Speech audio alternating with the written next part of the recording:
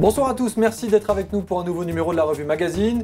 Bienvenue sur le plateau de Maritima TV. Alors c'est quelqu'un qui vous a peut-être baptisé, sans doute marié, et le plus tard possible, espérons-le, prononcera-t-il aussi l'homélie de vos obsèques. C'est qu'il en a vu passer des Martégots, le père Benoît Delabre dans sa paroisse Martégal. Il est notre invité ce soir. Bonsoir mon père. Bonsoir. Vous êtes le curé, très précisément, le curé de la paroisse de Martigues. C'est ça, je suis le responsable de la paroisse de Martigues, où nous sommes plusieurs prêtres et diacres et religieuses. J'en suis le responsable. À combien s'élève le nombre de vos ouailles, le savez-vous? Ça dépend qu'est-ce que je regarde. Si je regarde ceux qui viennent chaque dimanche, ils s'élèvent à environ 400. Si je regarde ceux qui viennent occasionnellement dans l'année, ce sera beaucoup plus. Et si je regarde tous ceux qui sont profondément croyants et qui passent dans l'église et qui vont mettre une bougie, ce sera encore plus. Donc ça m'est difficile de compter exactement précisément. Entre plusieurs centaines et plusieurs milliers. Entre plusieurs centaines et plusieurs milliers, suivant la façon dont ils se raccrochent à l'église en fait. Voilà le sens de ma question suivante. La façon dont ils se raccrochent à l'église, ça veut dire qu'ils viennent un peu se confier aussi parfois, certains. Vous en connaissez beaucoup, alors certains très bien, d'autres un petit peu moins, mais vous connaissez toujours un petit bout d'histoire de leur vie à ces personnes que vous croisez? Pas toujours. Certains viennent dans l'église mettre une bougie et je ne suis pas curieux de savoir la raison pour laquelle ils viennent se confier à la Vierge Marie ou à un saint ou à Dieu. Et je ne leur pose pas la question. À l'occasion, ils peuvent eux-mêmes demander un conseil et dire. À ce moment-là, je suis un peu plus au courant de ce qu'ils vivent à l'intérieur. Qu'est-ce qui les pousse vers la foi, selon vous, quand vous discutez avec eux, quand vous vous entretenez avec eux? Qu'est-ce qui les pousse vers vous, vers l'église, vers la messe, vers les différentes célébrations religieuses? La conscience qu'il y a autre chose dans ce monde, que moi j'appellerais quelqu'un, qui est Dieu, mais qu'il y a une altérité, un ailleurs, un au-delà. Quelqu'un qui est présent et qui se manifeste à eux et qui les interpelle d'une manière ou d'une autre. Ce monde ne vit pas simplement seul, voilà. Une puissance supérieure qu'ils appellent comme ils veulent et comme ils le souhaitent, ils ont cette conscience-là profondément. Mais un peu d'immatérialité, c'est ça, ce que vous diriez? Je dirais un peu d'immatérialité, oui, sur cette personne. Pour les gens que je peux voir. Après, pour les plus proches, ils vont plus voir Jésus, Dieu le Père, l'Esprit Saint. Pour les autres, c'est un peu immatériel et d'une certaine manière, la Vierge Marie va rendre une proximité pour beaucoup. Certains par tradition, d'autres par conviction religieuse, certains simplement parce que leurs parents étaient déjà des habitués de l'église, ou leurs grands-parents peut-être allaient-ils déjà à la messe tout petit, et d'autres vraiment par conviction parfois profonde. Je pense que pour tous, il y a une vraie conviction. D'accord. C'est d'abord reçu par quelqu'un. Pour la plupart des anciens, c'est reçu par les grands-parents, les parents, etc. Mais à un moment donné, ça doit devenir une conviction propre. De toute manière, à un moment donné. Ou alors, c'est des gens qui découvrent cela, jeunes ou adultes, et ça devient leur conviction propre, et sans qu'il n'ait de tradition dans leur propre milieu familial. Vous avez participé avec la paroisse de Martigues au JMJ, les Journées mondiales de la jeunesse. C'était à Madrid l'été dernier. On va revenir un tout petit peu en arrière. Est-ce que, d'abord, c'est un bon souvenir? Comment s'est déroulé ce séjour? Et est-ce que, parmi les jeunes qui vous accompagnaient, la foi, puisqu'il est question de foi depuis le début de cette émission, est très prégnante et très profonde? Oui, alors je dois préciser que moi-même, je n'étais pas aux Journées mondiales de la jeunesse. Alors, qu'est-ce qu'il en est revenu à vos oreilles? Exactement. Donc, c'est un autre prêtre de la paroisse qui était avec les jeunes. Moi-même, je n'y étais pas. Ce qui en est revenu à mes oreilles, c'est pour eux un moment important de se retrouver avec d'autres jeunes qui cherchent à avancer dans la foi.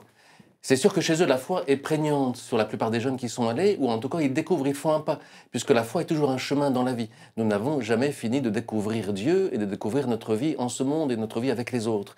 Donc nous sommes tous en chemin, et les jeunes aussi en chemin. Et donc, ces Journées mondiales de la jeunesse leur permettent de faire un chemin dans la foi et avec les autres. Et cela, ça les habite vraiment. Alors après, entre ceux qui font cela et la messe de tous les dimanches, il y a un pas. Mais ils sont en chemin et ils avancent. C'est une progression, c'est comme ça que vous le qualifieriez? C'est une progression, oui.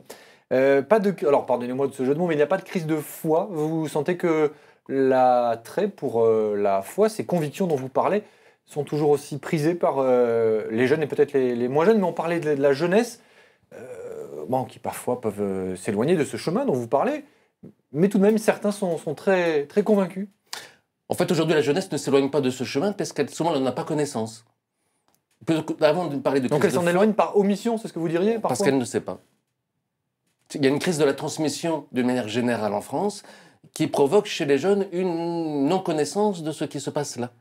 Et tout d'un coup, quand ils peuvent découvrir, ils peuvent entrer à plein là-dedans parce qu'ils n'en avaient jamais entendu parler avant et qu'ils découvrent quelque chose de nouveau qu'ils n'attendaient pas. Qu'est-ce qui les séduit justement à ce moment-là? Eh ben, c'est très particulier et c'est très étonnant. Je vais prendre l'exemple d'une jeune lycéenne sur Martigues qui a demandé le baptême après avoir vu le film La Môme sur Édith Piaf. Oui.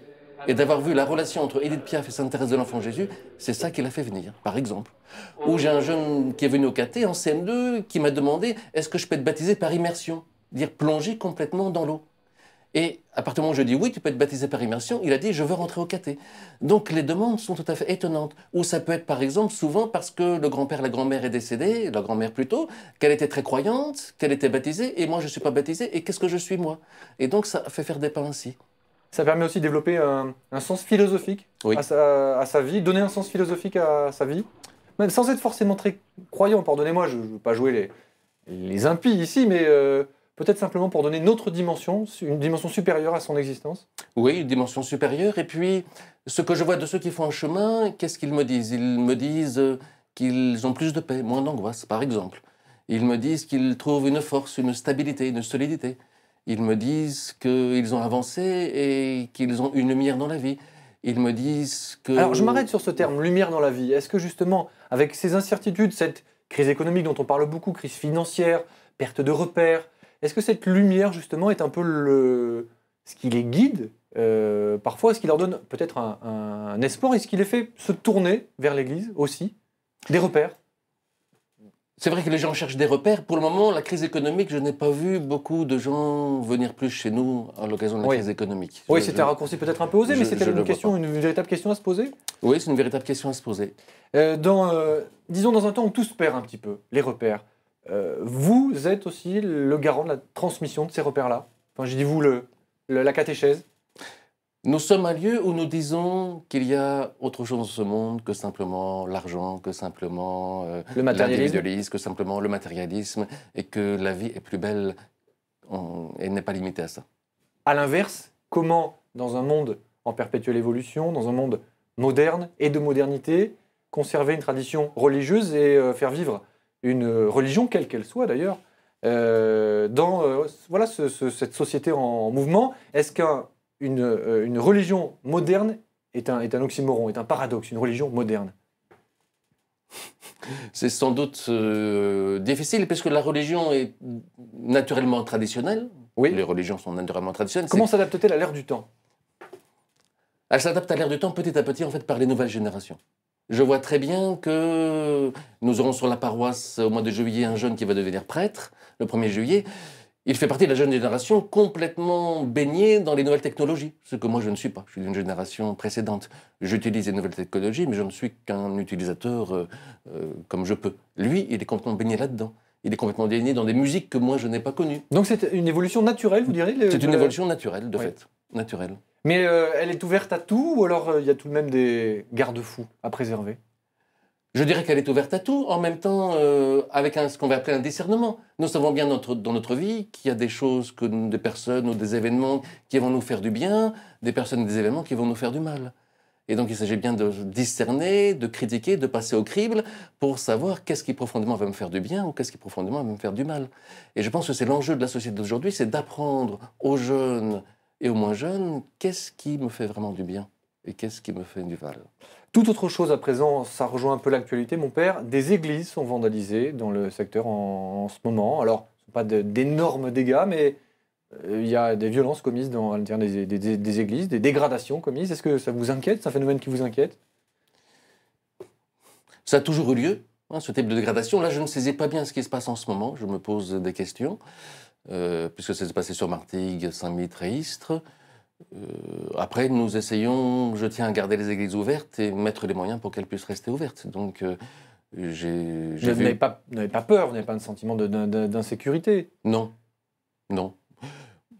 Non, ce type de petit vandalisme, ça a toujours existé. Il y a des fois des périodes de recrudescence, et puis après ça se calme, et puis on essaye de régler les questions. Est-ce que les enquêtes ont été ouvertes? Oui.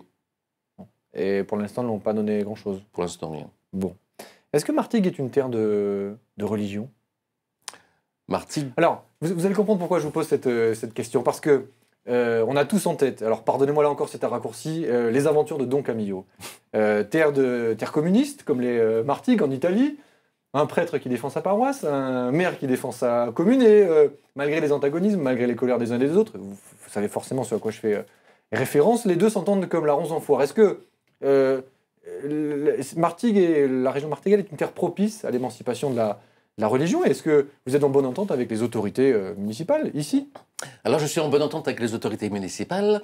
Et en fait, pour les curés de paroisse, c'est plus facile d'être en entente avec les communistes, des fois, qu'avec d'autres partis. Ah bon? Oui, parce que nous avons quelque chose en commun, qui est le sens de la personne et le bien commun. Et de l'humanité. Et de l'humanité. Nous avons ça en commun. Et les communistes le reconnaissent chez nous, et nous le reconnaissons chez les communistes. Alors, en même temps, nous n'avons pas toujours la même vision, puisque nous mettons une transcendance que ne mettent pas obligatoirement, donc nous ne sommes pas d'accord sur tout. Mais en même temps, nous avons cet accord sur ce fond commun qui fait que nous pouvons nous entendre sans qu'on soit taxés les uns et les autres d'être dans la confusion.